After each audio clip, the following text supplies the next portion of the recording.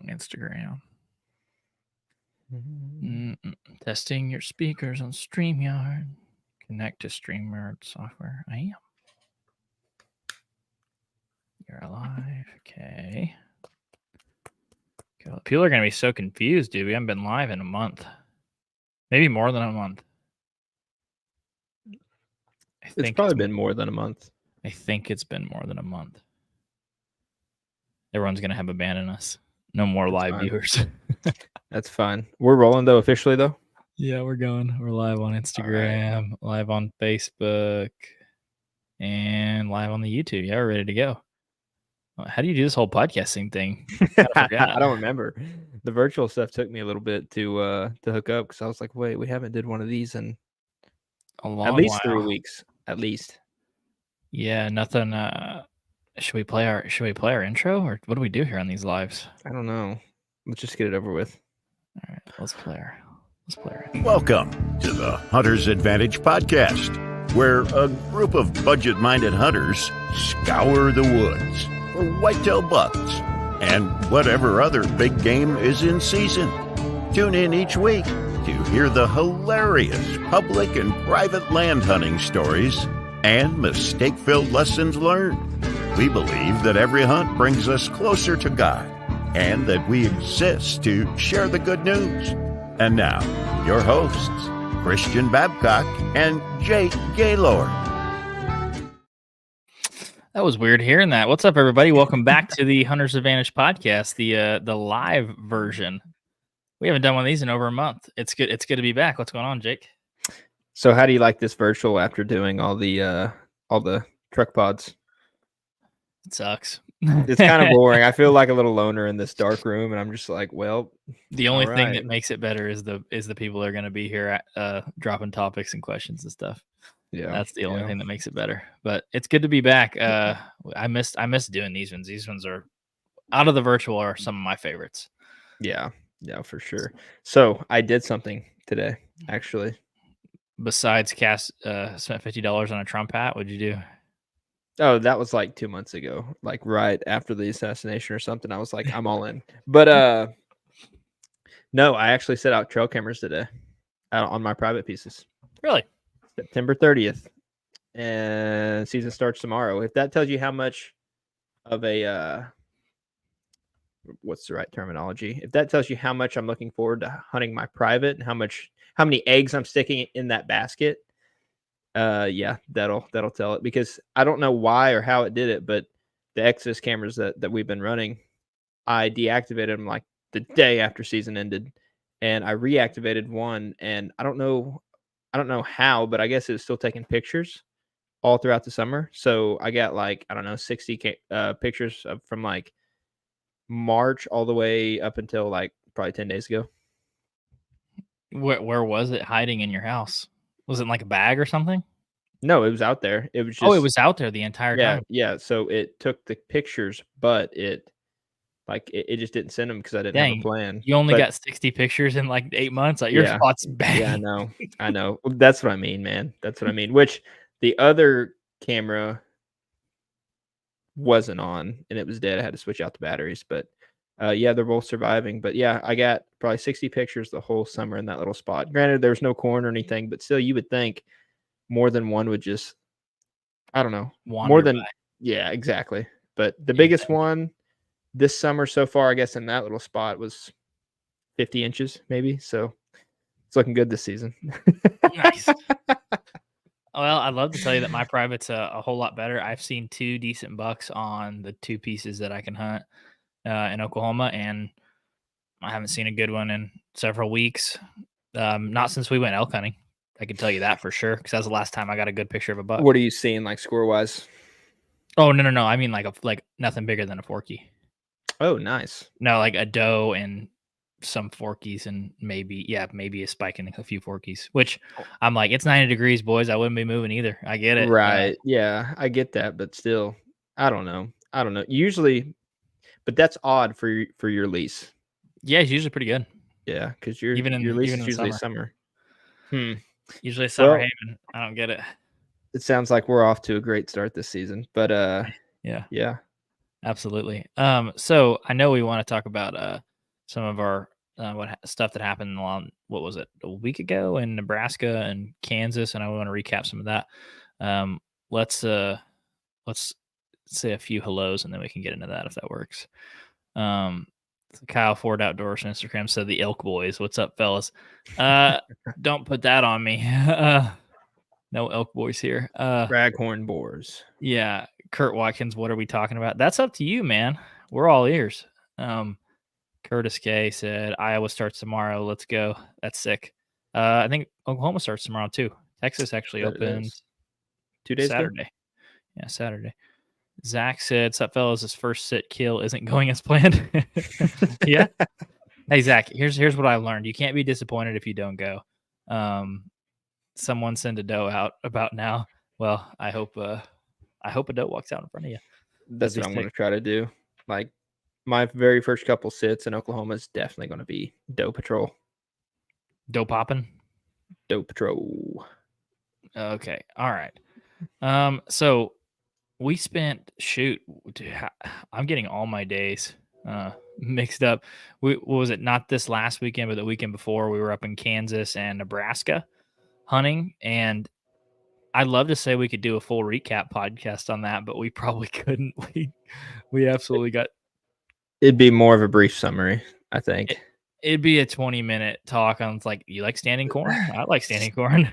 Something that I have a question on is like, how do you hunt standing corn? Right? Like, because what we were trying to do is we were trying to get up, I don't know, like those connecting pieces of timber that would have like hopefully either tall grass on one side or maybe just a different crop field or like alfalfa or something. We were trying to get in the tree lines right there, and we seen a crap ton of doe, but no bucks. And it's like, where are the bucks? Probably in the standing corn. So what do you do about it?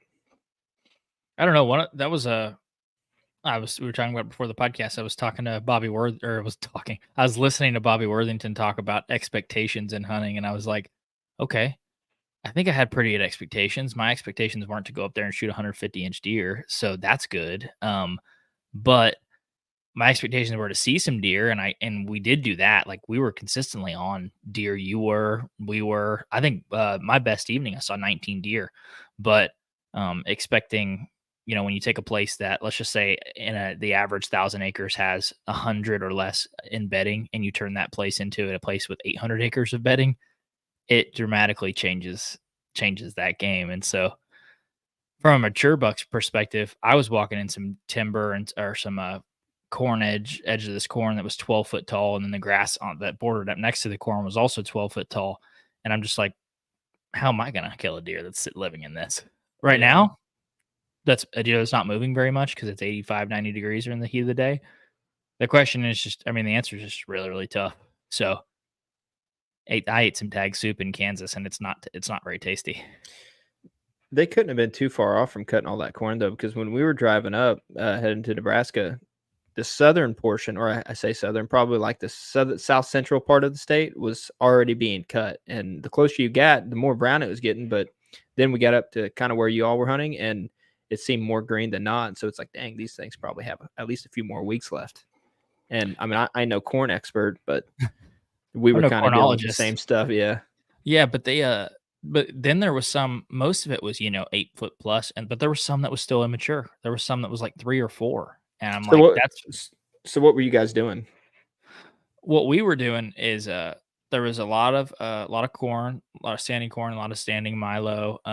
What we decided is like, hey, you can mess around hunting those areas for a long period of time and see nothing but the back of your hand. And so we focused on hunting beans, standing beans, which most of them were bitter at that point. Most of them are yellow, and a lot of the stands weren't very thick anyways. I never hunted alfalfa. There wasn't a ton of that around where we were at.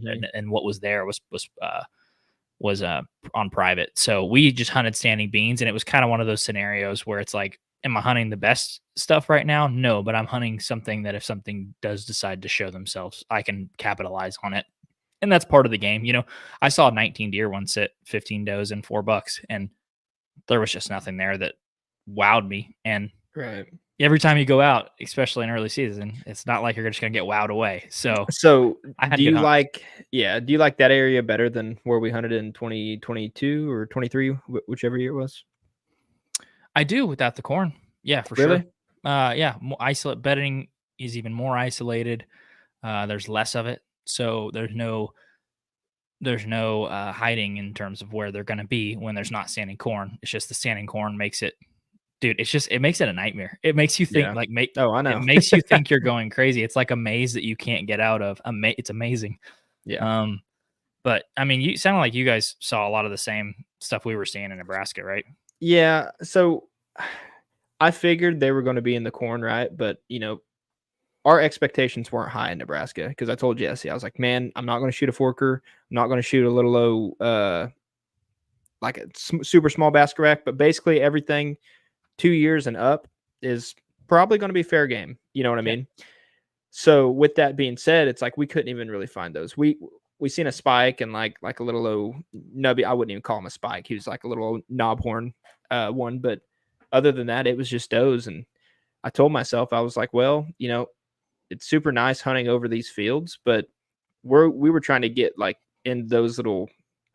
I don't want to even call it an oxbow, but it was along this creek, and it was like kind of an oxbow, but basically where the majority of the timber were, we were trying to get as far deep in that as we could, and then kind of butt up right next to the corn. So if the big bucks just wanted to bed there but wanted to step out of the corn for a second, we would be right there. So we were trying to basically just be in the position where at last light, instead of just hearing them back behind us when we're overlooking the field and then it getting too dark before they entered the field, we were kind of trying to just tuck our way back into there. And we did that the first, I don't know, evening sit, and then we did a morning sit like that.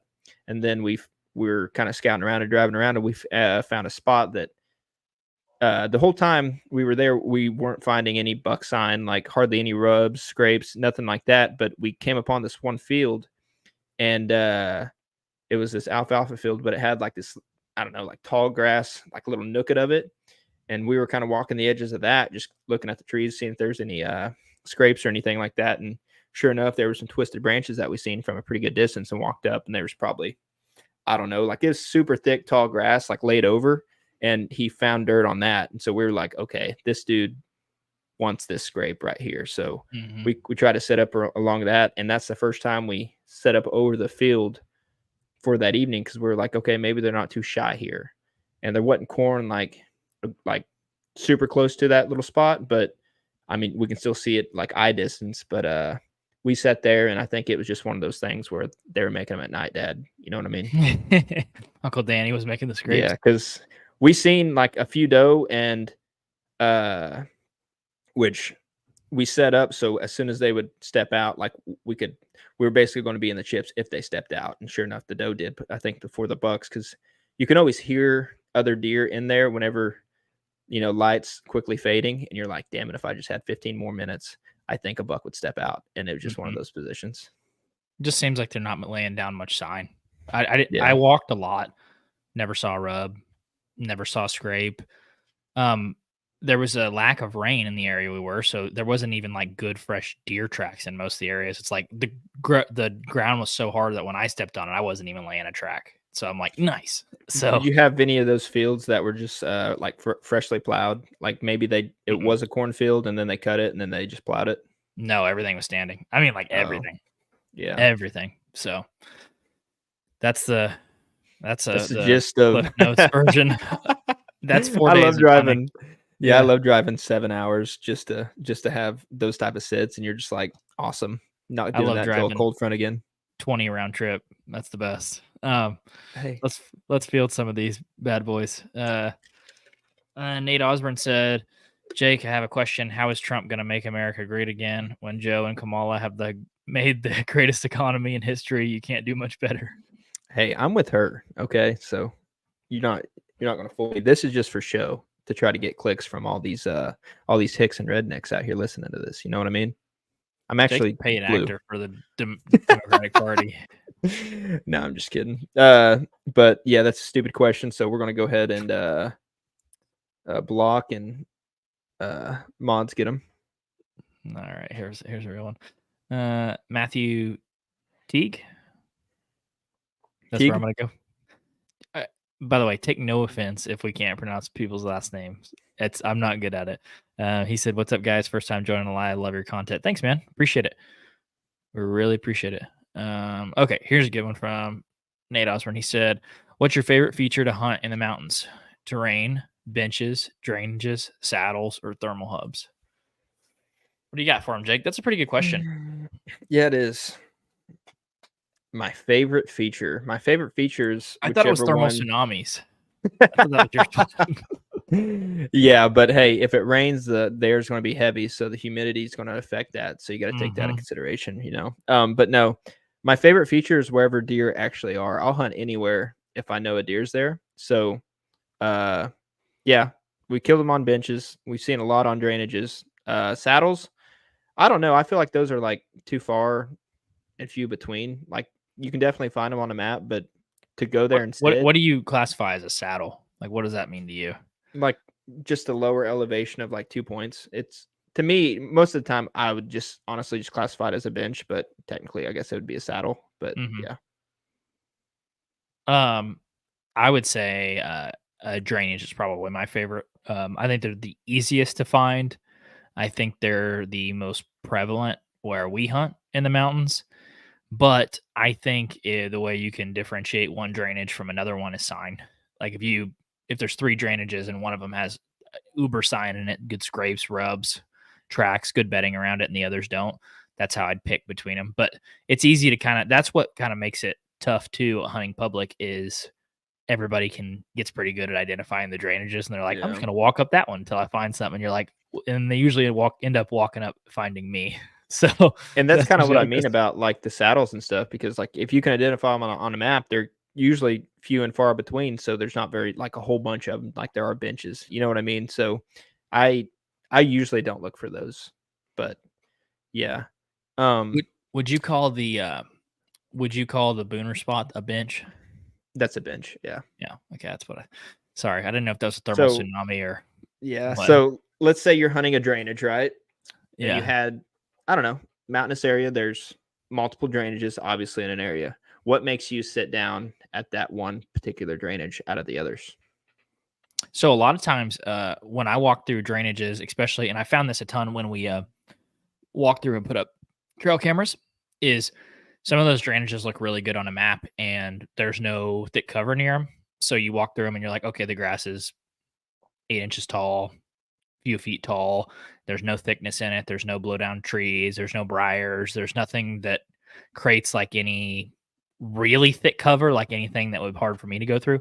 So I usually like kind of X those off on a map because as you know, in the rut, you can hunt those funnels and you don't have to be near good bedding and those bucks are moving so much. It doesn't really matter in a lot of sense. But when you're hunting outside of the rut, when they're not moving a ton, if you're not near bedding cover and you're just on a nice drainage, it can still just be a nice taking your bow on a hike situation. So that's how I differentiate it, is like good bedding and good sign, which some of them even like some drainages look way more deery than others and have no sign. And then some of them are like, this one doesn't look special. And then you walk in and you're like, it's tore up. So are you hunting them, just to kind of stay on this topic a little bit, are you hunting drainages only in a certain time of season? Like let's say the rut over early season, or how does that usually work for you? I would say, yeah. And I guess you could kind of swap drainage with funnel. Like the community center, for an example, is like, I don't consider that a drainage. I consider that like one giant kind of funnel, or one giant, it's not a bench on topography, but it's just where a bunch of different stuff comes together. I like to hunt those sort of areas in the early season. And then those drainages, like where we were hunting, Mr. John, that area, I like that's more of a rut spot in my opinion. Like there's good bedding cover, but there's nothing that kind of makes you feel like, oh, I'm right on top of him. But that's only, so in that spot right there, like what classifies, I think, is like a funnel rather than like a, I don't know. I don't want to get too like technical. Like, yeah, exactly. Yeah. But like, I think a drainage, what I classify as a drainage is like, that's the main or the limited, I don't want to say limited. That's the most main prominent, like, pull travel to corridor? that area, right? Because Yeah. like in other areas, you might have fingers, which has like a lot of edges. Like it could meet a pine, a pine stand with an oak flat, and then you have like maybe some tall grass. Like though, like that little finger and stuff is different than what I classify as a funnel, right? Like a funnel is that 2 mile spot where like you have a sea of oaks or maybe just a sea of pines or something like that, and it all looks monotonous. And then there's this one particular thing right here that is a funnel, and it proved that because on that first cold front we got like 7 different bucks on those cameras, right? Mhm. So I don't know. That's just kind of how I classify it. Yeah. I think that's fair. I think you can, like you said, any of those terrain features, I think you can, like, the thing that you like the most, I think, is where your mind will naturally go. Like if you hunting saddles or benches, that's what you look for. So would you stick? It's early season, right? So I think we need to kind of take that into consideration, I guess, when we're talking. Would you stick to the more thicker stuff rather than, or I guess bedding is a better term for it? Would you stick closer to the bedding rather than the food or anything like that during early season? Because on the flip side, like there's a lot of people early season that they'll just go walk around, listen for acorns dropping, or acorns, however y'all say them. Acorns. That's where they'll hunt, right? No matter kind of where it is, whether it's close to bedding, away from bedding. If there's a lot of acorns dropping, you can literally hear them. Then that's where a lot of people hunt. So how do you usually go about it? Do you hunt the food, or do you try to hunt the more closer to the bedding where there might be a little bit better sign? I would probably ideally both, but if I had to pick one or the other, I'd rather take bedding. Like good trails, good thick like brush and briars, and because as much as I do, and a lot of the mountainous areas, there can be thin cover and there can be super thick cover. Like one example that I'm thinking of is like a select cut. I'm thinking of like a 2 to 3 year old select cut where it's like there's little bitty pines, there's little bitty oak brush, there's tree fall, deadfall, there's nice grasses coming out of it. And it's like so thick that like you're kind of walking with your bow above your head. That's the kind of stuff Mhm. that I like to get close to in the early season. If there's acorns near that, all the better. But if I can find 3 or 4 good trails coming out of that, that would be what would excite me. I mean, what about you? Are you looking for acorns? I mean, I don't know. I What do you think? I kind of agree because my thing is, especially early season, it's hot. Like it takes a lot for you to get out there sweating just probably horribly. And my thinking is, it's like, okay, yeah, they could be eating these acorns, but they don't have to do it when I'm here. You know what I mean? They could be doing that Mhm. at 2 a.m. So if they're going to get up and move when you can legally hunt them, like just early season, especially when temperatures aren't the best, push more towards that thicker stuff where they don't have to walk as far before dark. I agree. I'm playing it. I'm not like in the Dan Infault mode where it's like, oh, I'm getting 80 yards from a singular bed and getting up in the tree. It's like, no, I'm just getting 100 yards from a bedding area, preferably downwind, where it's like I know Yeah. there's something in there. It might be a group of does, it might be a good buck. I don't know what's exactly in there, but hopefully there's some buck sign on the outskirts or around the bedding area where there's like I know there's a buck in here somewhere. Yeah. So that early season's just tough hunting in general. So And I don't think you can go in there. I mean, you might just go in there and kill, but like for instance, when we were in Nebraska last week, it was we could have hunted over the alfalfa field and had beautiful scenery, been able to look at stuff from far off, and just was able to see. But most of the time, we were stuck only seeing maybe 50 yards at times, just because. But we seen deer. We seen like I think 13 or 14 deer just that morning, and that's a morning sit, right? And it's like mhm. we were and we weren't in the chips, I guess is what I'm trying to say, or we were, but we weren't able to get shot opportunities on all those doe we seen because they were 50 yards this way, 60 yards this way. But if we'd have spent more time in that area instead of just going around trying to find buck sign, all you'd have to do is situate yourself to that creek crossing where they were crossing that creek, which we seen, but we just didn't give it that much time. But that's what I would say is like more than likely you're not going to be perfect on that first sit, especially early season, but you go in there, you kind of suck eggs for a little bit on not either seeing anything or not getting a shot opportunity, and then move. And you're just playing the long game, I guess is all I'm saying. And if you can learn something for the next hunt where there's an actual weather front or something, Because it's a lot more enjoyable. Like when we were in southern Kansas, like a few years ago, when you could sit over a bean field and all of a sudden you're like, okay, I seen them come out all the way on that side.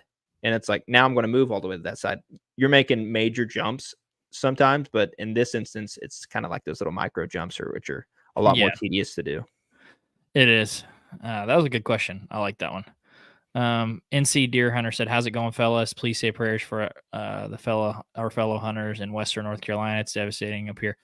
Yeah, man. I've been seeing some of the Oh. hurricane stuff, and it is. I didn't even understand that it, like, hit the Carolinas and stuff like that. So we had a buddy from Alma, Georgia, that said like he lost a bunch of his hunting properties that are like all destroyed too. So yeah, prayers go out to you, man. That's terrible. I haven't even kept up with the news that much. I just know I saw today like 100 people have passed away just from this hurricane alone. So we're with you in spirit, man. That's terrible. We got a few buddies that's linemen, and they traveled doing the storm damage and all that stuff. And they've been everywhere, and it's ridiculous. Yeah, Colby was like, "I'm in Virginia." I was like, "Virginia? That's not like the coast." Or I guess it is the coast, but I was thinking like down by Florida is where it was. But no, dude, it's all over the place right now. I guess that one was really, really bad. Okay, Jonah said, "What's up, guys? What's up, man?" He said, "Christian, when are y'all coming to Louisiana?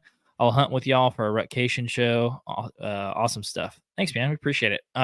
Man, as much as most people probably would say Louisiana is not where they want to go to hunt deer, I actually wouldn't mind going to Louisiana. I watched a Chris B video, and you might have watched this one too, Jake. It was probably 5-6 years ago. He shot a buck in Louisiana. It was probably a 110-inch buck, but it looked like it weighed like 260 pounds, like a river bottom buck. And I was like, I dream of shooting and deflating something like that. So I'd love to go to Louisiana. It's just another one on the list, man.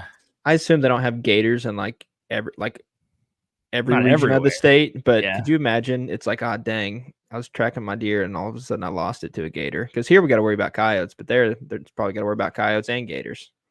I would think. I would not be stepping in any water. My buddy Clayton, who's a neighbor here, he said that when they used to duck hunt, some of the guides would go through like 2 or 3 duck dogs in a season. Dude, I couldn't do that. I would drain the pond. Granted, I guess I could just a reservoir, a giant lake. Yeah, dude, I don't know if a gator took my dog, it would be like the Happy Gilmore scene of him trying to get his hand back. Yeah. That's what it would be. I'd be fishing like the swamp people, just pulling every one of them, shooting them in the back of the head, and just dissecting them right there. Yeah. But Louisiana, man, we would like to do that sometime. Louisiana, Arkansas, they're all on the list. They're all. If it has a whitetail, it's probably on the list. It's on the list. Veteran Outdoorsman said, "Hey everybody, hey man, how's it going?" He said, "Got my Missouri buck last week. Now I'm on some payroll." Okay. I don't know exactly what the payroll means, but I'm with you on the buck. That's awesome. Got your Missouri buck. Means he's probably not taking any time off work anytime soon. Oh. Maybe. My senior translating correspondent, Jake, knows. I don't know. I don't know. Listen, I'm just trying to make America great again, all right? You got that Missouri buck. That's awesome. I think you can get a couple bucks in Missouri, so I'm sure you're not done either. I think 2. Okay, here we go. But hey, if he just has an abundance of bucks, I mean, I know 2 guys that would be willing to take a few off your hands or off your trail camera. Yep, I do know some exterminator services. Jonah said acorns are only worth wasting time if they have poop under the tree where I'm at. Interesting. Yeah. Yeah, I mean, if there's good acorns, there's going to be sign all over the place. Like, it makes me think of the community center, which is like some of the best acorn dropping trees in the area we hunt. And dude, there's always so much deer sign. But trails. Also, probably why I pick bedding over like acorns and stuff like that is because there's, at least where we hunt, where we try to focus around like Oak Flats and all that stuff, is there's usually more than one really good dropping acorn tree like in the vicinity. And it's like, you can only really see probably 30-40 yards. And it's like, dude, it's perfect for bow range. Like, you're usually not even having an opportunity to shoot outside of bow range. Yeah, but that's what I mean. It's like, which tree? Granted, I guess you can really put boots on the ground and find the best dropping oak one, but at the same time, it's like, okay, but you do all that work, and then by next weekend when you come back down, it's like, okay, that one ain't the best dropping oak anymore. They done moved on. So it's almost like chasing your tail a little bit. But think about it like this too. I never see oak trees. Like, I know people say, "Oh, I found this one big oak tree." I never find them in isolation like that. It's usually like a flat or a group of, Mhm. several of them. It's usually not this huge one mythical tree that you can't put your arms around in the woods that you're like, this is the all-seeing tree I that think that drops has off. to do with like regions and stuff because Right. where we're at, like it's impossible. Yeah, you don't see like a mono oak just chilling out there. I've never seen one like that where we hunt. And interesting enough, there was a where we were hunting in Kansas. There was a this last weekend. There was an edge of the field, that bean field. Like all the deer were like walking this one edge, and I was like, that's kind of weird. So Carol went on one edge of the field, and I went on the other edge the next day. And as I was going down it, there was like a shingle oak, like these giant oaks, and they were just ding, ding, ding, ding, ding, ding, ding. Like it looked like somebody had a 40-pound bag of acorns and just was walking it with it cut open. And they were just down the entire edge of the bean field. There was just acorns the whole way. And I was like, okay, that makes sense. That's like one more little thing to narrow down a big area, make it even smaller. It's like this side has a bunch of oaks on it. Diversity. That was kind of cool. That was the first time I'd ran into that. Making sure we aren't missing anything from Instagram. Luke Babcock said, let me get one of those cups. Sorry. We don't have these cups anymore. Jonah had a follow up. He said, Bluff Edge is money, all the terrain features, in my opinion. We don't have a ton of like true bluffs. What do you think? That are huntable. No, and even if we do, we don't really use that as like a barrier. Oh, that they can only walk from here over now. We don't usually use that as like some sort of pinch point or anything like that. So we don't really have much experience with that. At least I don't. Here's a pretty good one. Peyton Carroll, I know this guy. Said, have you ever trusted a fart that was not a fart in the stand? Do we not have a video of that, of what happens when you don't relatable. trust the fart? That's relatable. Talk about a poop tree or poop under a tree and on a tree. And the side of the tree. Yeah. Carol loved it. Yeah, you're talking about ruining my lease, huh? Yep. Carol had one so bad one time that 2 weeks later it was still there in the tree. So also I don't know what it is about the food you eat at deer camp or just the sleep schedule getting wacky, but it's like I feel like Mike Tyson hammers me when I'm at deer camp, like in the guts. I'm like, ugh. It's probably Justin's cooking, to be honest. That's true. What was it? What was it that one time? Was it a thing of spaghetti? It was like there was like 2 pounds of spaghetti left. And Justin was like, anybody want any more? We're like, we're good. He's like, well, I'm not gonna waste it. I'll finish it. If you ever want to see a man eat himself out of breath, come to deer camp. That's awesome. It's awesome. But that's an experience you can only get at deer camp. Trophy Husband Diaries. That's a nice name. I like that. Trophy Husband. I like creeks a lot. Yeah, I like creeks too. That's awesome. I know this guy. Jordan Schaffler said, love the content, guys. Keep up the great work. We will see you soon, Mr. Jordan. I heard you were about to acquire a new GoPro to film your 180 getting shot this year. That's kind of what I've been hearing. Yeah, we do need a response on that one, Jordan. He said, veteran outdoorsman said, should have said dope patrol. Can't get another till November. Oh yeah, that's right. So Missouri has that weird rule where it's like you can't get one until after the rifle season or something like that. It's a weird rule. If you kill a buck, like you can't just kill another one immediately. That's crazy. That'd get me in trouble with the green jeans. I wouldn't understand that rule. Huh. Well, that's kind of nice though, because then he filled it so early, and now it's like, okay, no pressure here. I'm just gonna go swack a couple more doe, and then as soon as November, the best time of the year rolls around, it's like, okay, now I can get another buck.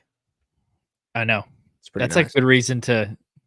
That'd be me sleeping in and only hunting does in the evenings. That's what that'd look like. Get all your honeydews done right before November. Mm-hmm. Exactly. Luke said on Instagram, he said, puts too many mushrooms in the food. I agree. Yep. Yeah, which I'll eat it. It's fine. He's a mushroom fiend. Okay, here we go. This is the real. What's what people really want to know. Ryan Bryant said, "Who is your all-time Colvin center starting 5. Oh, what was his name? What was his name? The white Magumbo guy. What was his name? No. No? There was. Calvin Centers where he played basketball at college at Oklahoma State. Yeah, I can't even think of his name. He was so good. It doesn't matter. It doesn't matter. Probably You're not in the starting 5, okay? We don't need someone that can just do jump shots, okay? We need someone that can actually get in there and play defense, Ryan. So you're out. Oh, we can just take the OK State starting 5 that used to just come and dunk on people for no reason on the number 2 court, the good, or as we call it, the good court. I wouldn't want to play anymore, dude. OSU's quarterback, he's like my age, and it's like he's still in college. It's like nice. So On that Brandon Whedon model. You're about to retire if you go to the pros, like in 2 years. So it's nice. Dude, Oklahoma State is that. Somebody asked me this last week. Hey, who does Oklahoma State play next week? And I said they're 3-2. Their football season is over for me. I don't watch it anymore. Yeah. It's done. Yeah, and the 5 games hadn't even been like really any challenging. I don't think any challenging. They lost to K-State and then Utah. I mean, they're both ranked, but it's still like you're dead to me. NC Deer Hunter said, I hunt on the lower third part of the ridge where new rubs always show up season after season. So North Carolina actually that's real mountain hunting. I know I've drove through there the last year coming home from Ohio when all the leaves were off the trees. And I remember looking and being like, dude, that's the mountains right there. That's some mountain hunting. North Carolina's on my list too. I'd like to hunt up there. Lower third part of the ridge. I don't know anything about that though. Okay, what else we got? Okay, Jordan said, waiting on the GoPro to show up. There we go. Magician never reveals his secrets, Jordan. That's funny. Trent Decker said, season kicks off tomorrow, ready to head to the mountains. Nice. That's where all the deer live. That's where all the good bucks live, right? No. Wrong. Well, depends. If you're me, they live there. Sometimes you got to travel to go kill the big ones. I don't know. It's depressing. So I found that I have I think it's either 10 or 15 acres I can hunt, kind of over there by Chelsea, I believe. Really? Yeah. I guess my dad and Christy bought a little bit over there, and he was like, yeah, go throw a camera up, and it's just all hay meadow, and I guess it's like right beside a creek. So I'm going to go over there and just give it an attempt with the cell cam and see if that'll probably be the spot where you're like, there's a 180-inch deer in here. I hope so, because other than that, I'm just going to be like, well, I will be on doe patrol. 4 does will probably die in October because I don't give a damn. Why not get primed up for that rut opportunity? I just like we were talking about before the podcast, my 14-day forecast where I'm at here down in Texas is like there's not a day under 90-degree highs. It's like this is not October. This is the least excited I've ever been for an October, weather-wise, like ever. I look at it, I'm like, it's still summer. I walk outside and I'm like, which is weird because we've gotten a lot of good cold fronts in September, and now it's kind of warming back up in October, and it's like, ew. I know. But that is something that we need to do, though, and I assume you're going to in Texas. But Jordan, if you're still listening to this, you need to also probably implement this strategy, because down where we hunt, it's kind of a toss up whether or not we're actually going to seal the deal. So that's what we need to do. We're going to task ourselves with shooting 4 doe just as practice. And then when we go down there for our rutcation, as soon as Big Papa steps out, we've seen this before. So it's automatic. That's my strategy. Yeah. I would love to get my limit of does. If I go to Oklahoma in October, it will be to get my limit of does, like 4 of them. Man, I need to get me a jerky slicer. Yeah? Yeah. Because that's like, I'm missing that in the meat grinder. So basically I'm missing everything to process your food. I do have the air vac system, or whatever you call it. The bags. I'm slowly trying to grow that because I like my jerky. Like all the hams and stuff, jerky that crap up, because that usually doesn't make the best steaks in my opinion. Mm-hmm. Okay, here we go. We have a couple questions here. So Trent Decker said, as a public land hunter in Swauk, Southwest Oklahoma, where the trees are few and far between, what do y'all do about people that leave stands in the one tree in the area? Do you hunt it? Do you take it down?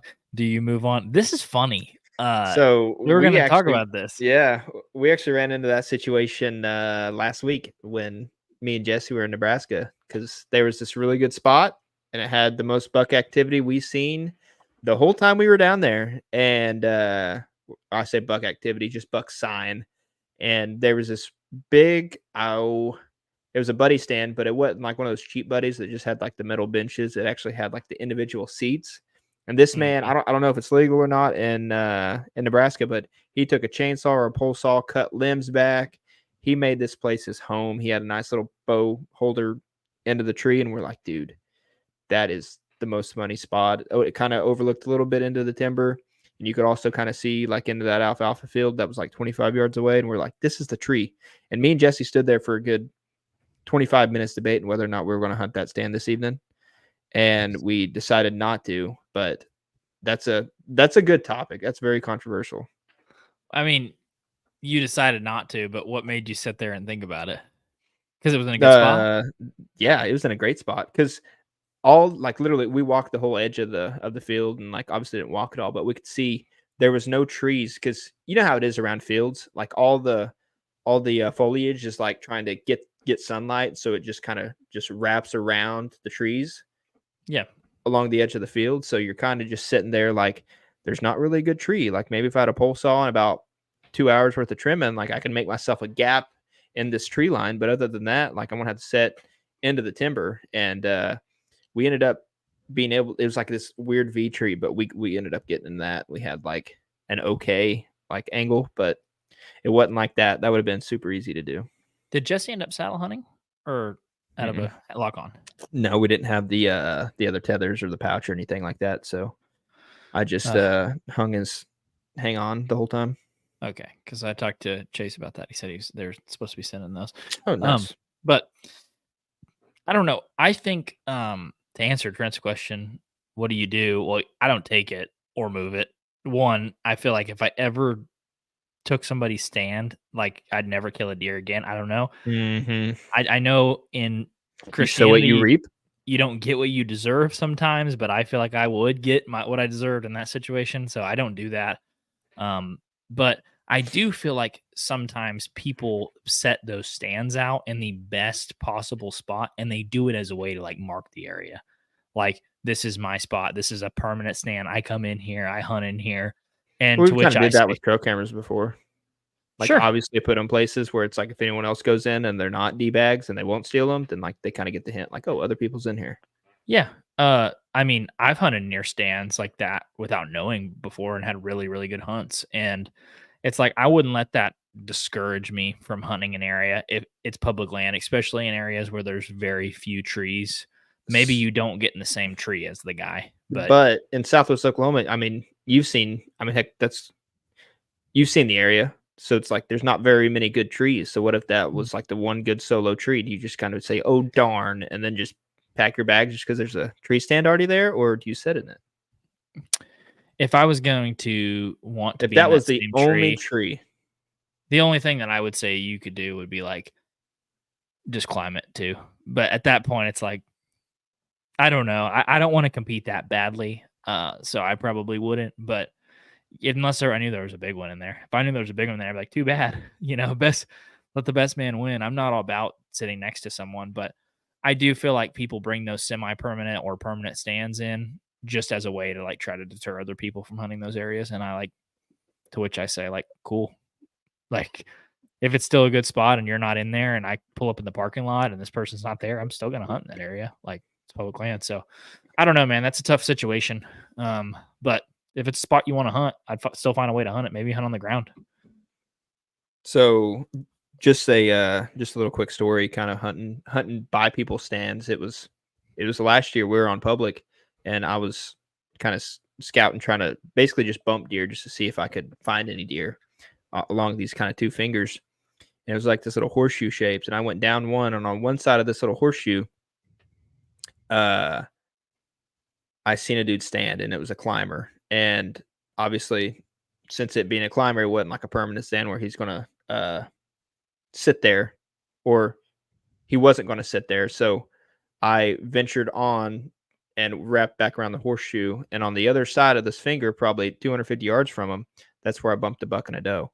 And I ended up setting 250 yards away from that stand and getting a shot. And the next morning, I ended up getting a shot off at that buck, which, long story short, I missed, but I ended up killing a buck the following morning and then seeing another different buck the next morning. So just because there's a stand relatively close, and I guess depending on the terrain, like if it's ag country or anything like that, but if it's more hilly and it hunts larger than the area actually is, kind of like the more mountainous terrain, it's like you can get away with, someone being in the vicinity because they might just be just that 250 yards out of the chips.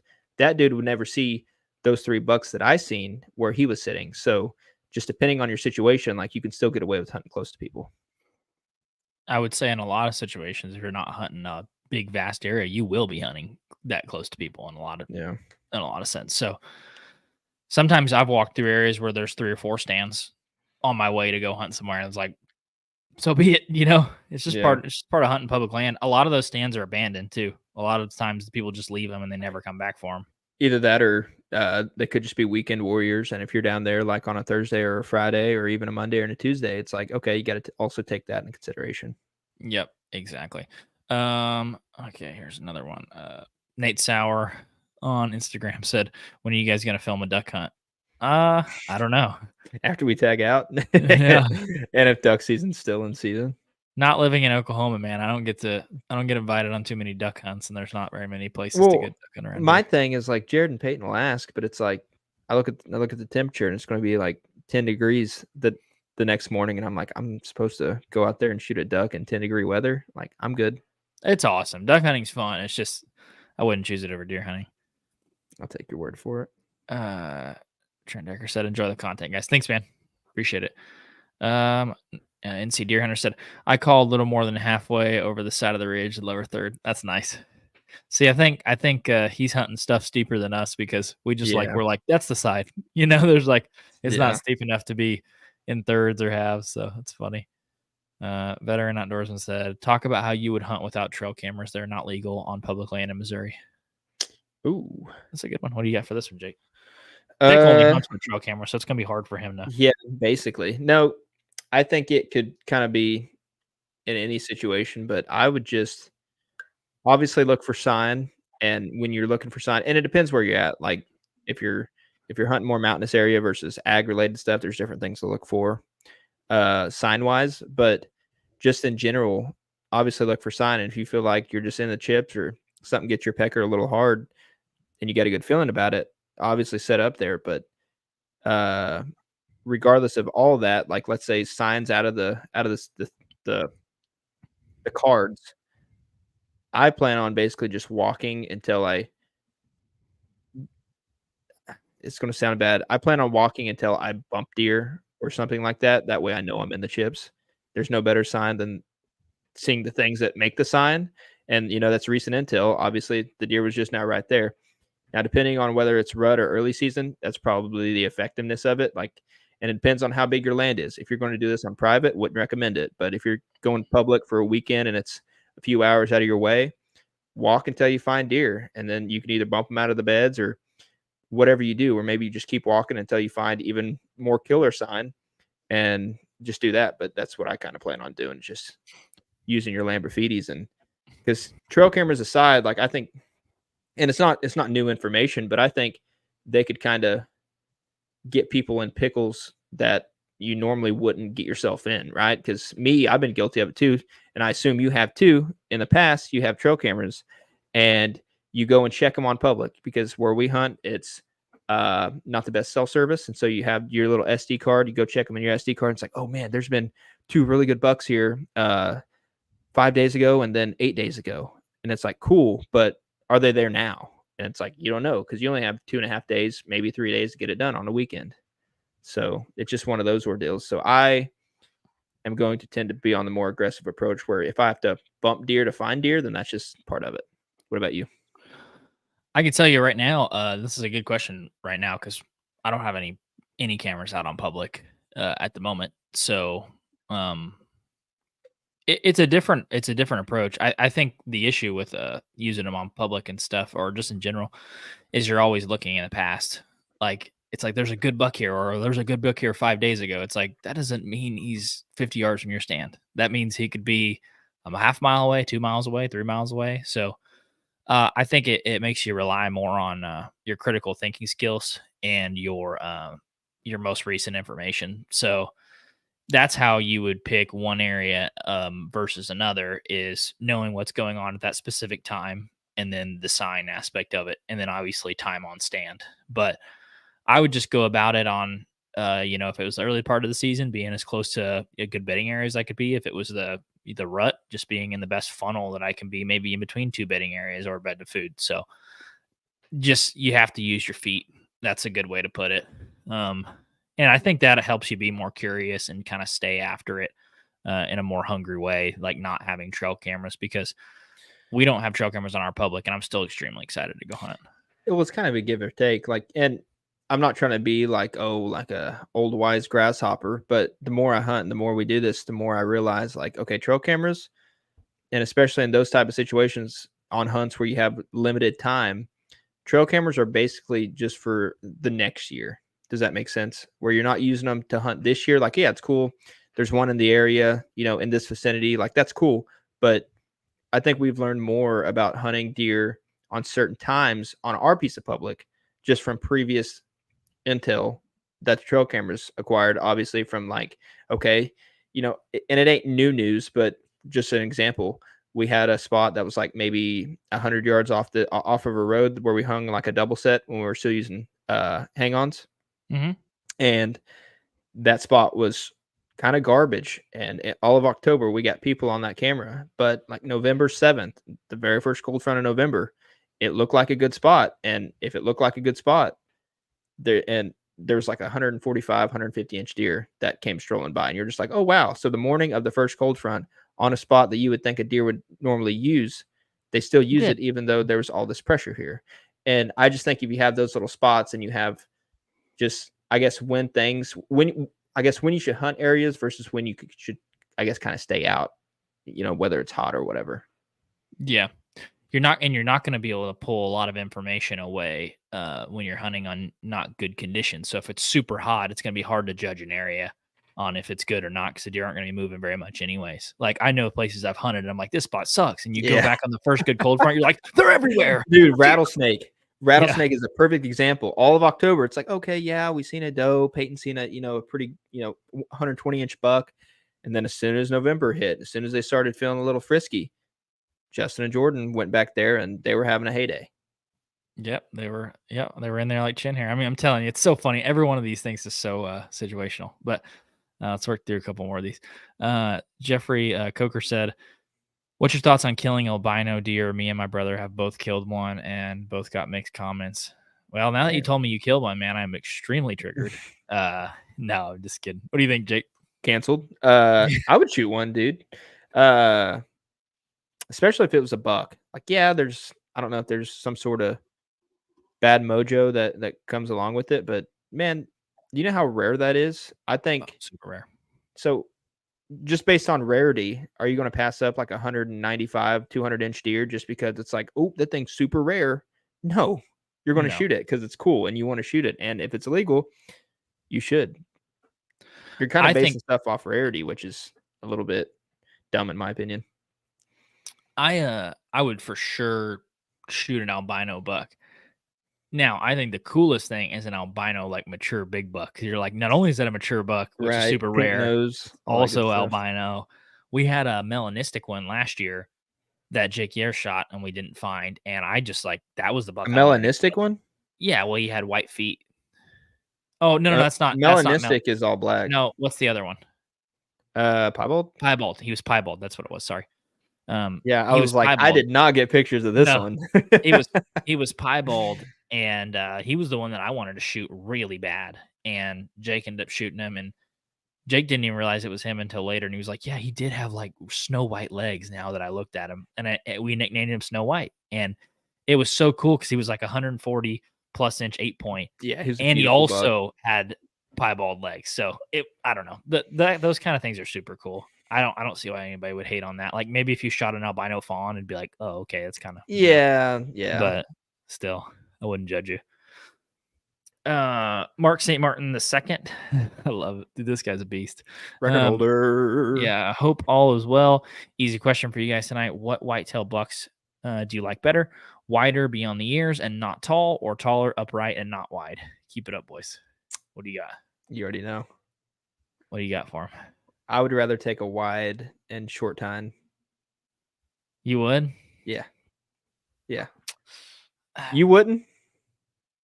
Short. Now, well, you had me listen until you here. said Listen short here. time. Well, is that not the description? Wider beyond the ears and not tall? Yeah, it's basically wide, short tined versus tall and not wide, right? So think about it from this perspective, though, right? Because if I think of a wide but not tall, you're like, okay, like 120 or whatever. But you can't also be like, okay, the short one has all this mass and all. Think of it on the same scale. Okay. I'd probably take wide because wide has presence. But then I don't know, have like the AT&T buck. The majority of the bucks that I've shot have been, I would say, fairly narrow. And when I say that, like under 15 inches wide, I do have one that's like 19. If I shoot a buck that's 16, I'm like, dude, is that your Texas wide. buck? Yeah. The 19 was that 7-point that I shot that was like wide.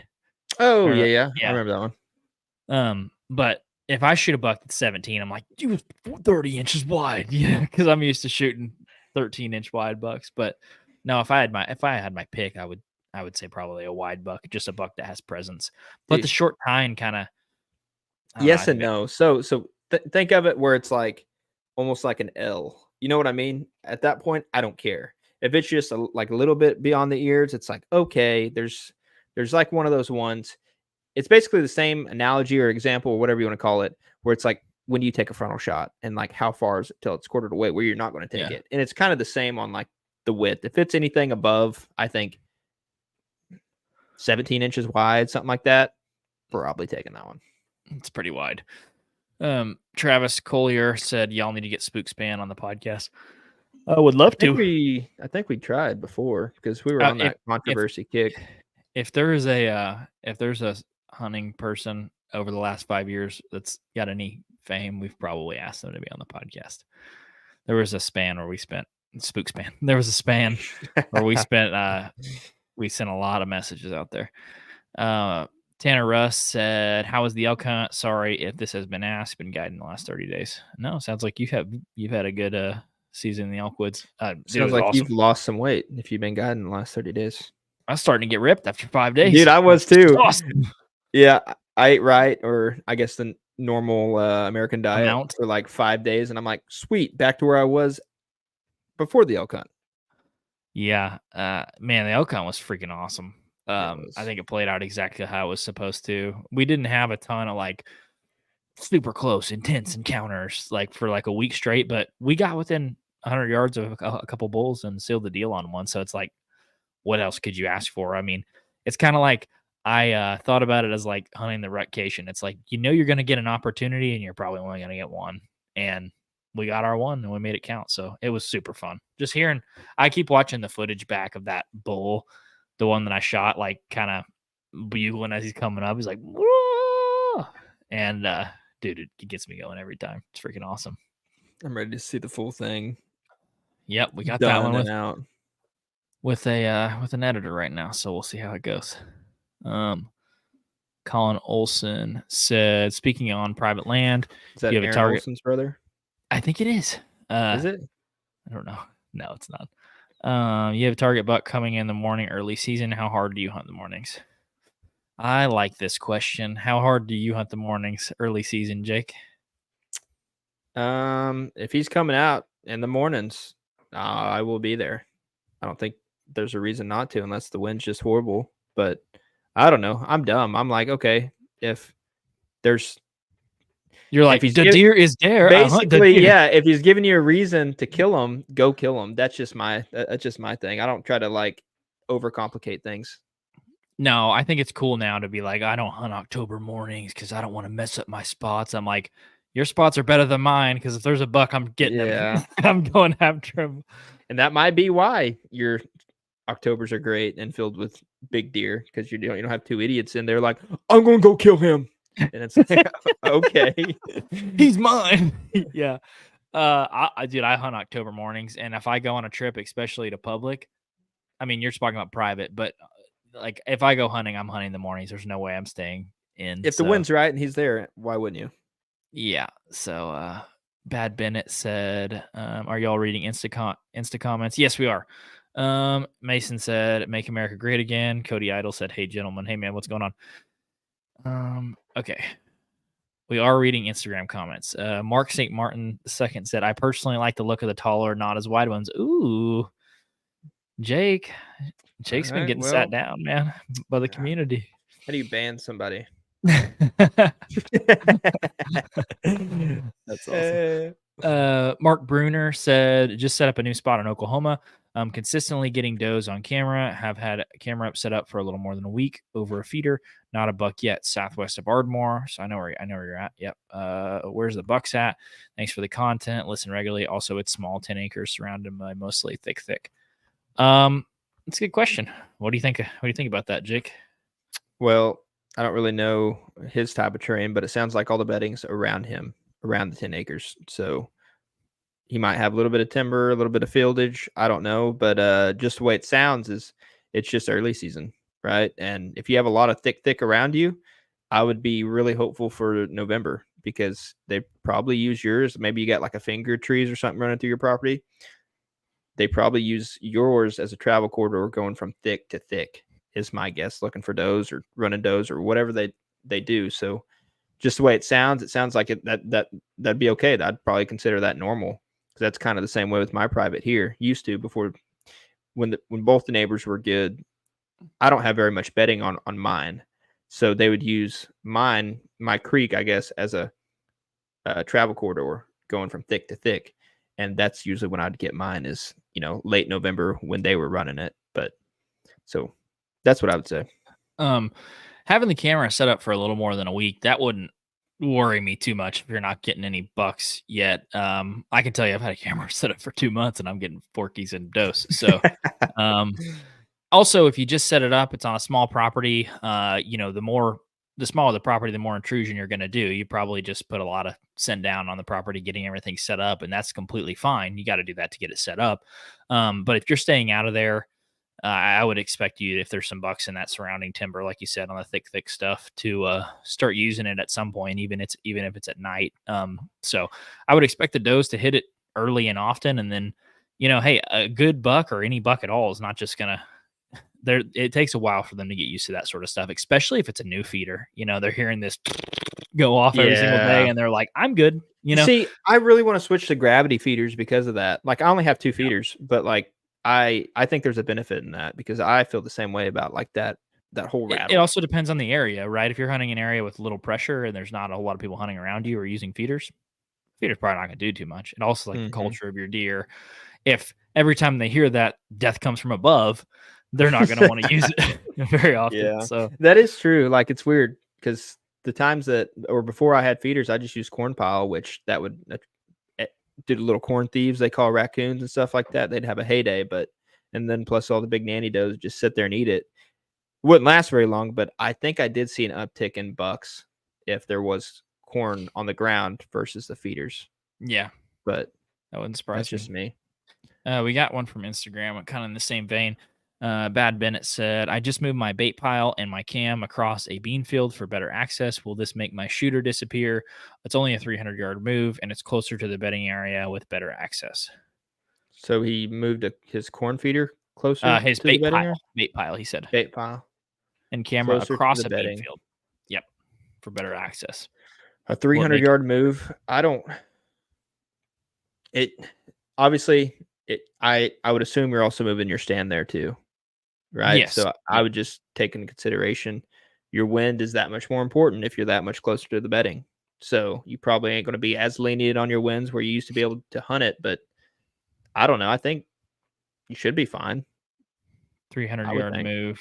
He says he has a blind. Yeah, I mean, it's hard to answer with not seeing it from an aerial perspective. But I mean, I don't know exactly if he's coming out of that bedding area. It sounds like you got 300 yards closer to where he's coming from, which, maybe that's better access, maybe it's not. That's kind of a hard one to answer from not seeing it. But I did that in 2021. I had a Yeah. blind set up in a very safe position. I had a corn pile on obviously the side I was on, but I kept seeing a few pretty good bucks on the opposite side of this pecan orchard. And then one day I just moved it and sat there that evening. And I think like 2-3 days later, I ended up killing one over there. There you go. It might be worth risking for the biscuit, man. So Jeff Stringer said, did Jake's pink camo help or hurt Christian's elk hunt?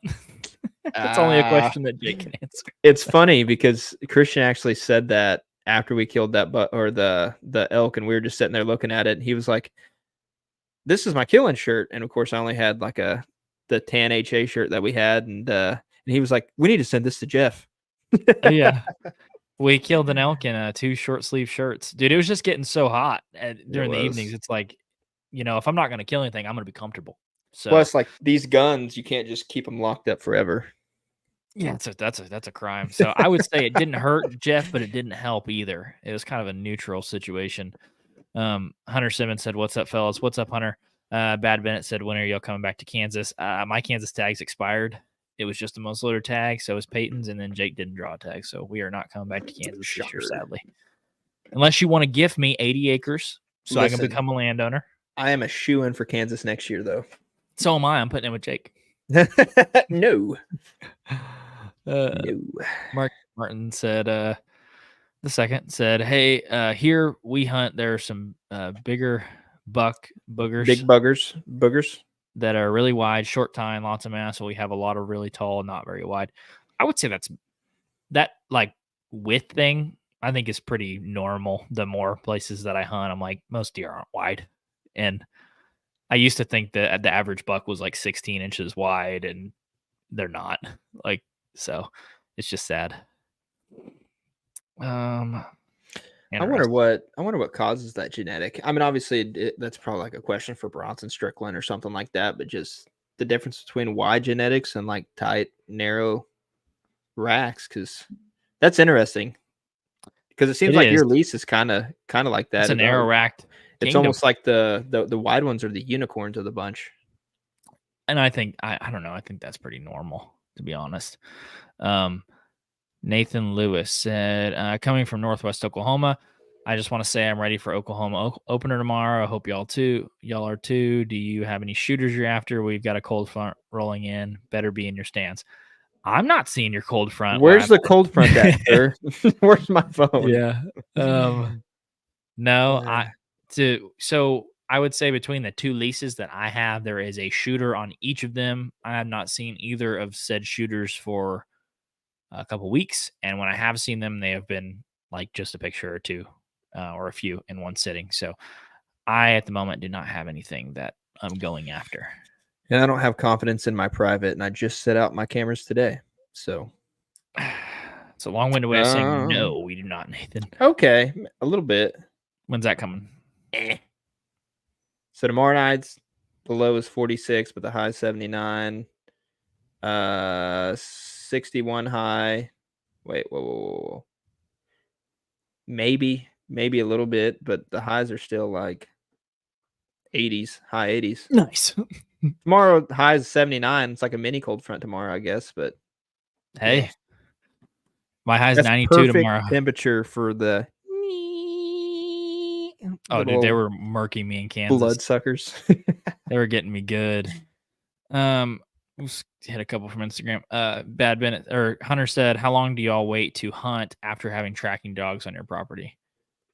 It's a good question. I can tell you from my perspective, I don't hunt anywhere close enough to my house for it to matter. So if I leave the weekend, I'm not going to be back there at least till another 5 days. But so I don't know, man. If you have more deer showing up, I'd hunt it whenever they show up again. I think after that, yeah, I think it's a confidence thing after that.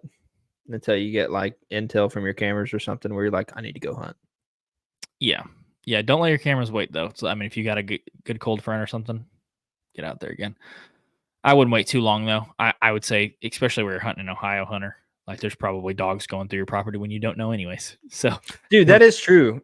The amount of coon hunters we have around here, and I know that's off topic, but like, you wouldn't think it'd hurt too bad. That's funny. Bad Bennett said, unfortunate. If y'all want to hang out in a blind, hit me up. Love the podcast. Keeps me traveling for work. Thanks, man. We appreciate it. Thanks for listening. Wide Bush Outdoor says, I feel like there's a lot of South Texas bucks that are wide, but the rest of Texas is 13 to 15 inch. That 13 to 15 inch, I feel like, is the range of 70% of bucks, if I had to be honest. Waterfowler 96, Wade said, I just sent Jake a few pictures. Y'all score that buck. Jake, I guess you got some messages waiting for you. Who? Wade. And let's read this one while Jake's looking for that. Dustin Hogue said, I got a 130 plus 12 point with a really tight rack. He's a good looking deer, but a 4.5-year-old, and my neighbors will shoot anything. Oh, well. Are we neighbors? No, I'm just kidding. Should I wait for a bigger one and go ahead and pull the trigger? Coming in every day. Man, that's a deeply personal question. If you want to shoot it, absolutely. If it makes you happy. But it sounds like you're kind of. Where you at, and how many bucks do you get? It also, from the way he wrote it, it sounds like he doesn't want to shoot it, but he wants to shoot it because his neighbors might shoot it, which is a dangerous game. That is a dangerous game. We had I'm just going to say conservatively 150 plus. Mr. Next Year is a deer that we had, and Peyton passed him 3 times, and he got shot by an outfitter right next to our place. And it was like, do we regret past him? No, because he could have been 180-inch deer. So that's kind of part of the game that we play.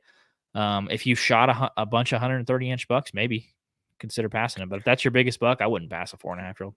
For sure. And you also got to think a 130-inch 12 point, right? 12 points. That's a lot of stuff to go off of just for 130 inches, right? So take that into consideration. But yeah, just like Christian said, if that's your biggest buck, no brainer, shoot it. But if you have a few under your belt, that thing has potential. That's for sure. Yeah. Did you got that buck? Somebody said what was the messages, the description for that? It said, sent Jake a few pictures. Y'all score that buck. Dude, I don't even know. Oh my God. Here, I'll just do this. That way everybody can see him. Okay, let's see it. Dude, look how dirty my phone is. That's big. I like it. I love it. I want to shoot more of it.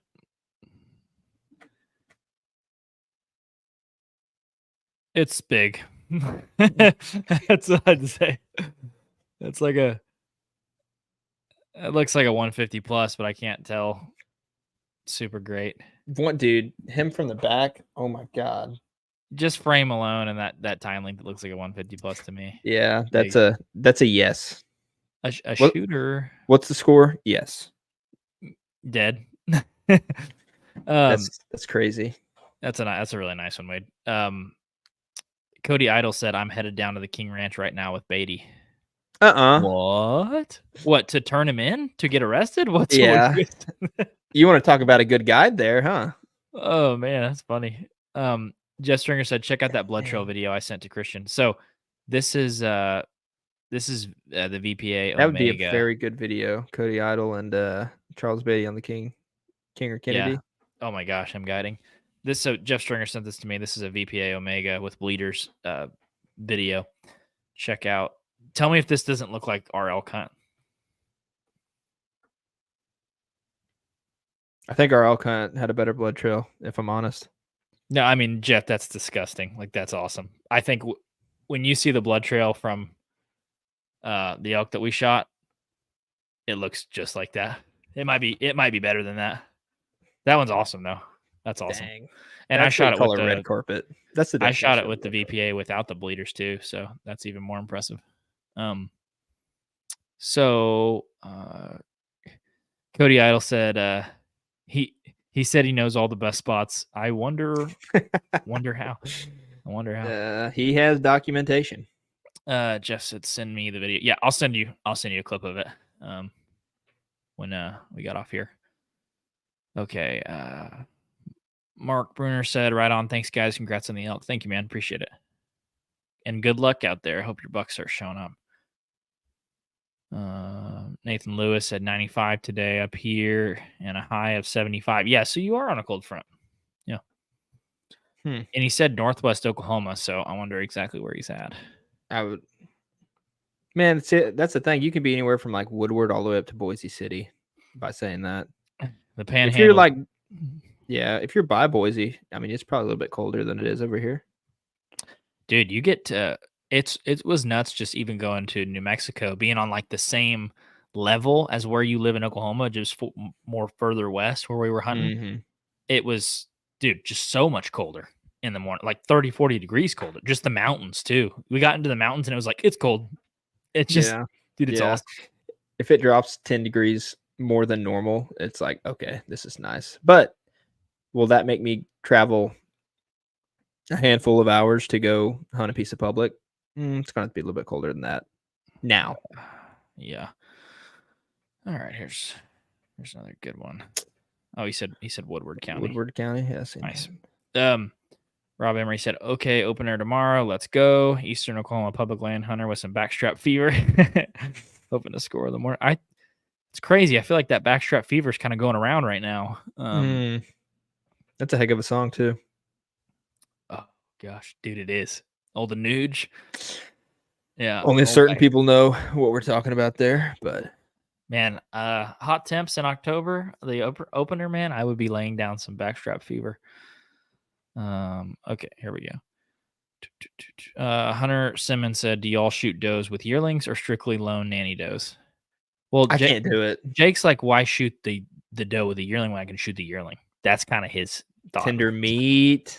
The thing wasn't pregnant, so like you can shoot it any time of the year, really.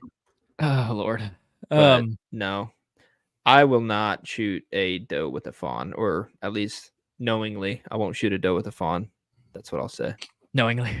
There you go. I had a perfect opportunity. So there was this doe that I saw 2 evenings in a row in Kansas, and closest I've ever been to a deer was not this last weekend, the weekend before in Kansas. And I had this doe walk out. She walked out at like 60 yards, and I was sitting there with my muzzleloader, and I took my big elk pack in. So I was like, I can cut her up and walk her out of here. So I was like, I'm going to shoot this doe. So I'm on her, and I got the big camera rolling, and I got the GoPro rolling, and I'm like, that kind of looks like that doe with the fawn. And I'm like, let me just wait a minute. And so I waited like 5 minutes. It's like, okay, I'm about to shoot her. So I kind of get up again, and then I just see stiff-legged, like here comes the fawn behind her. It's like, oh, you lucky sucker. And of course, I've got the wind on her, and she walks down this field edge. I'm set up just into the timber, and she gets 3 yards from me. And I've got my hand on my gun. I probably could have shot her from the hip. Didn't. And she got 3 yards and just like was mad dogging me the whole time as she was walking. She got all the way behind me. And she didn't blow until she got all the way behind me. But that was awesome. But that was a good example. I was going to shoot that doe. It had a fawn. Hunter said better man than me. Yeah, exactly. Can't say I haven't done it, but I don't know. It just feels weird. I don't like doing it. It's sad. Because then that thing usually just like runs around like, what do I do now? Yeah. I know from experience. Listen, I know from experience. So that's the only reason why I'm like, that didn't feel right. But also, it's not always just lone nanny does. Like a lot of times it's like 4 mature does come in at once. A doe I'm like, group, pop, Yeah. That's how I get my limit. Yeah, if that's the case, but I guess what I'm thinking of is just the solo dolo nanny, and it's like obviously has 1 or 2 fawns. You're like, Veteran Outdoorsman said, have y'all ever used Sever broadheads using the 1.75s this year? And I like them so far. What do you got? Never tried Sever before, so I can't really speak too much on that. I have not. We're using the VPAs this year. We shot an elk. What did we shoot? 5. We shot a lot of deer last year with them. I can't think about. Missed a lot of deer with them too, but that was our fault. Yeah. And shot an elk with VPA Omegas this year. So we're using Vantage Point. I've heard good things about Sever, but we don't have any experience. So let's talk about this real quick, just since we're on the topic of broadheads. We for a while, I guess last year, we've kind of been on a heavy arrow train, some would say. And with that, right before your elk hunt, we had some technical difficulties with some arrows, and you ended up actually having to shoot a lighter arrow than you were intended on going into that elk hunt for. But the thing that didn't change was the broadhead. So before, what were you shooting, like 540? And then with Yep. your Yep. new arrow, you were shooting what, 480? 80. Yes, 480. Right at 480. And something happened during that elk hunt where you ended up getting 2 arrows into the elk, but the second arrow wasn't needed, but you shot through the shoulder of the elk with a 480 grain arrow. But I think the kicker was it had a really sharp single bevel broadhead on. So when I made a video last year, was talking about the Ranch Fairy, like the 6th year that I shot with the Ranch Fairy arrow last year with a single bevel, 150 grain up front. And like I had really good results, but I ended up missing a doe at 25 yards because I shot her for 20. And I was like, dude, that's crazy. Like, yeah, the the pin like gap's atrocious. it's bad. It's bad. And the Western stuff, you realize like if you get under 100 from an antelope, like I'm close, So. But that was one of the I guess one of the common questions was, okay, will it do the same thing if it has the same broadhead on it? Will a lighter arrow do the same thing as this heavy arrow, but just with a different what am I trying to say here? It's late. I'm sorry.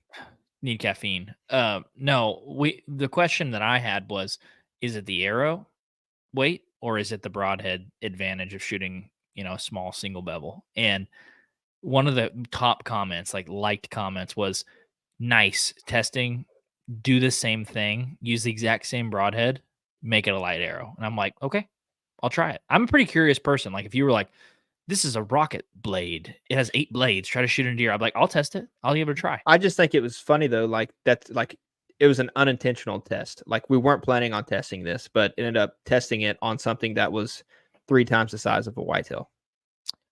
Yeah.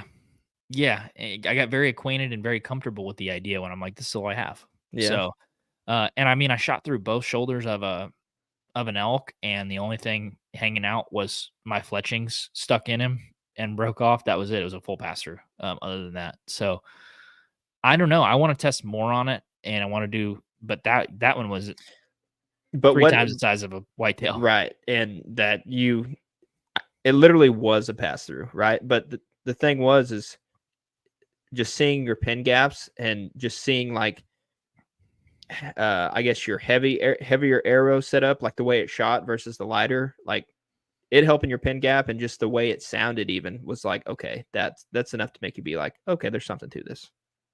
Yeah, I want to do more testing on it because I'm curious, because wouldn't that change so much about what people think about if you were just like, hey, it's not the arrow weight, it's just the broadhead, just change your broadhead. People would be like, I'm in.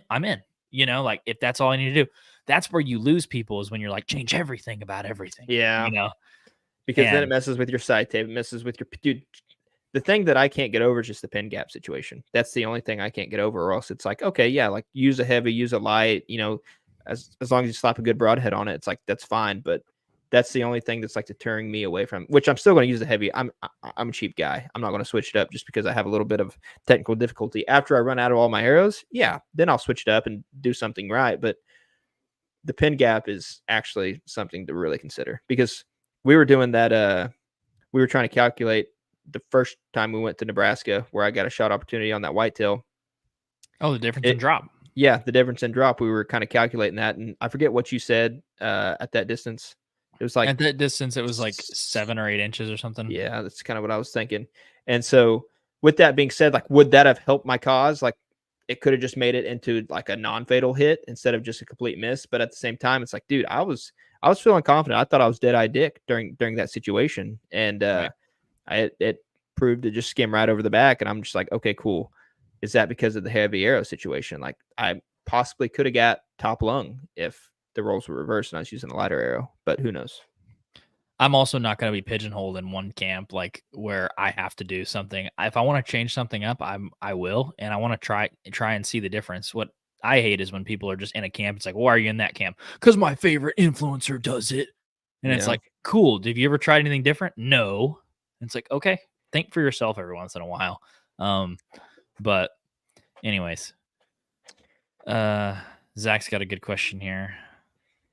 Do you all have any preseason rituals other than shooting your bro 2 days prior? Well, Zach, I don't know who How did told he you know? that. Accurate but hurtful. What's your pregame or preseason rituals? I don't have any preseason rituals. I don't think. I really don't. Besides maybe Orange Dreamsicle by Rain Energy. Mhm. I will also play Hank Williams Jr.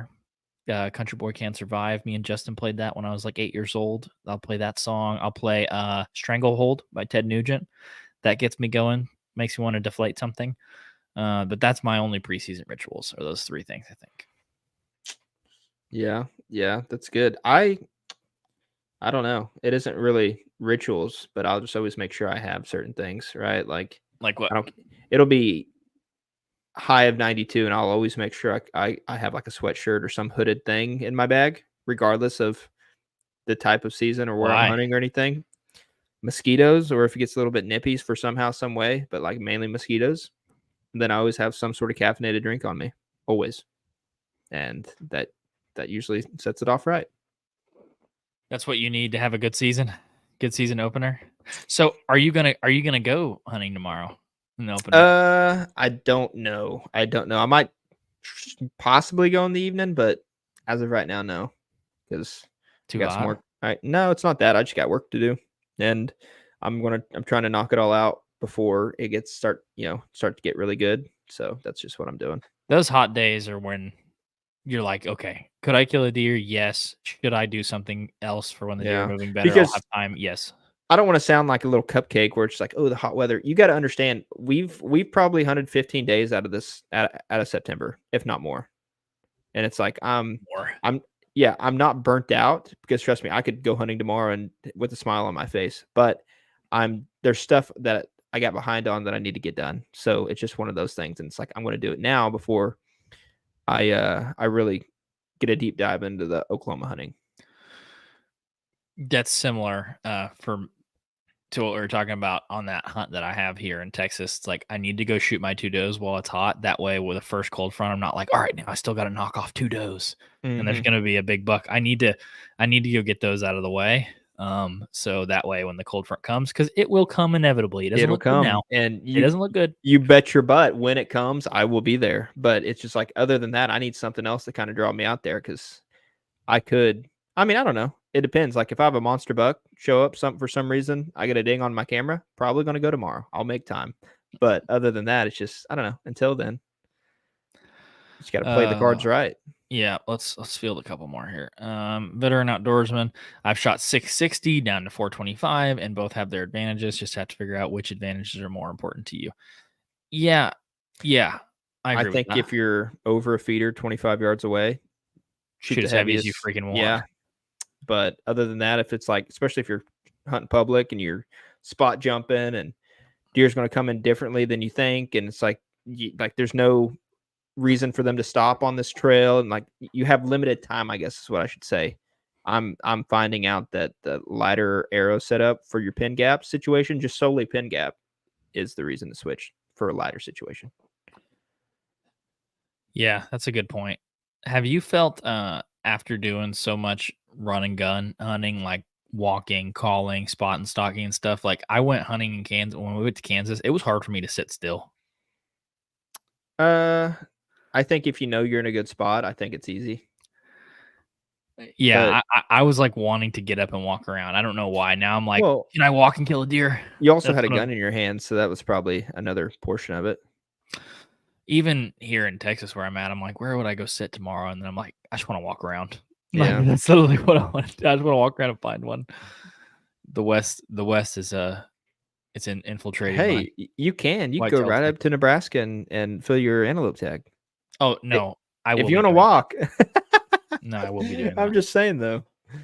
No, I will be doing that. Maybe a hot weekend in October. That might be what I do. But I am going to fill that antelope tag, or at least try. Yeah, you need to try again for sure. But no, I don't really feel too bad about sitting in a tree because I feel like I've earned it in a way.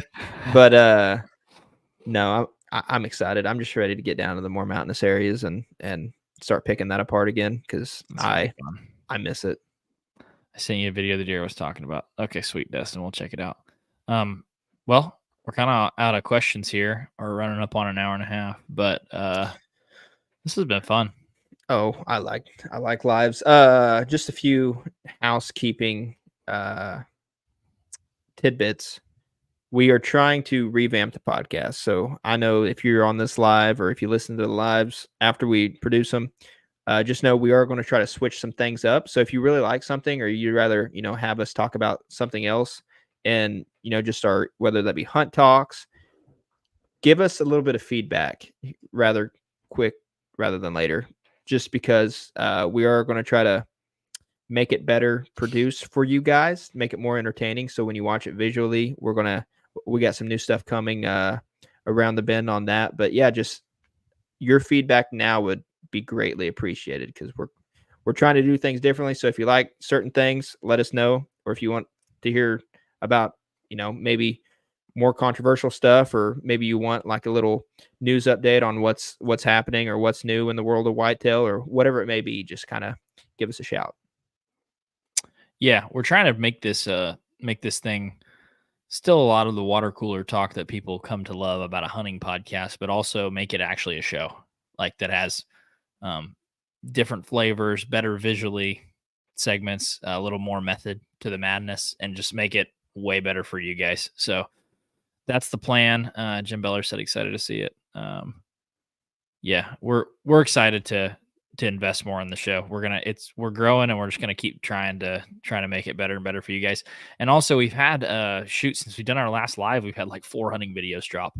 So go check those out on our YouTube. We've got a couple of mountain buck public land videos, an opening day video from last year where we shot a couple bucks, and then the decoy buck hunt from last November in Texas. So we're dropping a lot of stuff, working on the elk footage, got an antelope hunt, got a Nebraska mule deer / whitetail hunt. So we got a lot of stuff coming y'all's way, and we're continuing to hunt.